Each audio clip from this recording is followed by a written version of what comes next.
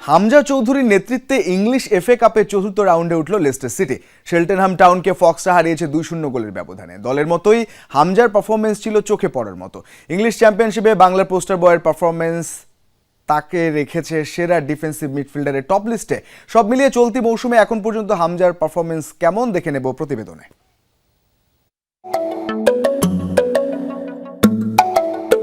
হাতে নিয়ে আলোকবর্তিতা, ফ্লোরেন্স নাইটেঙ্গেলের মন্ত্রে যেন ছুটছেন হামজা চৌধুরী।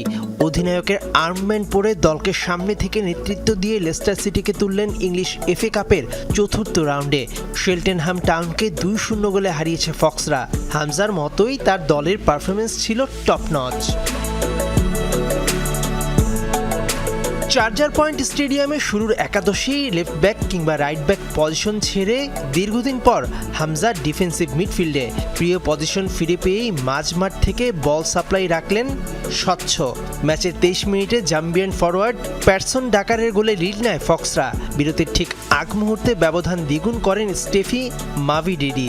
শেষ পর্যন্ত এই 2 গোলের লিড ধরে রেখেই মাঠ ছাড়ে মার্টি সিফুয়েন্তেসের দল। 90 মিনিট মাঠ মাতিয়ে রাখায় ফুটবল বিষয়ক অ্যাপ ফুটমুভের রেটিং অনুযায়ী হামজা পেয়েছেন 7.5 স্কোর। মাঝমাঠ থেকে খেলা নিয়ন্ত্রণ করার পাশাপাশি তিনি গোলের লক্ষ্যে 2টি শট নেন। ম্যাচে রেকর্ড 95 বার বল স্পর্শ করেছেন এবং প্রতিপক্ষের বক্সে বল বাড়িয়েছেন 11 বার। রক্ষণ সামলানোর মূল দায়িত্বে থাকা হামজা 3টি ট্যাকেল, 2টি রিকভারি এবং 1টি শট ব্লক করে শেল্টেনহ্যামের আক্রমণকে হতাশ করেন। এছাড়া 2 বার সফল ড্রিবলিংয়ের পাশাপাশি ম্যাচের সর্বোচ্চ 3 বার ফাউলের শিকার হয়েছেন এই মিডফিল্ড জেনারেল। সব মিলিয়ে এবারের মৌসুমে এখন পর্যন্ত হামজার পারফরমেন্স কাটাছেঁড়া করা যাক। লেস্টারের জার্সিতে 20টি ম্যাচ খেলেছেন বাংলাদেশের পোস্টার বয়, যার মধ্যে গোল পেয়েছেন একটা। চ্যাম্পিয়নশিপে তার গড় পাস সফলতার হার প্রায় 87.7%। লিগ কাপে আরও বেশি, প্রায় 92.6%।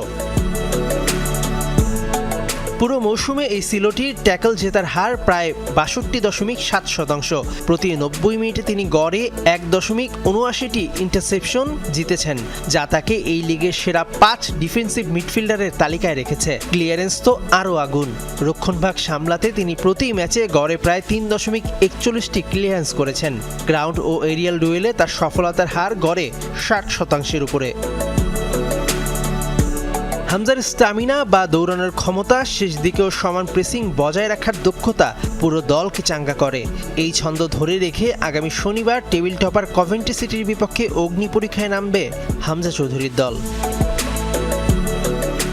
মেহেদি নাইম, যমুনা স্পোর্টস।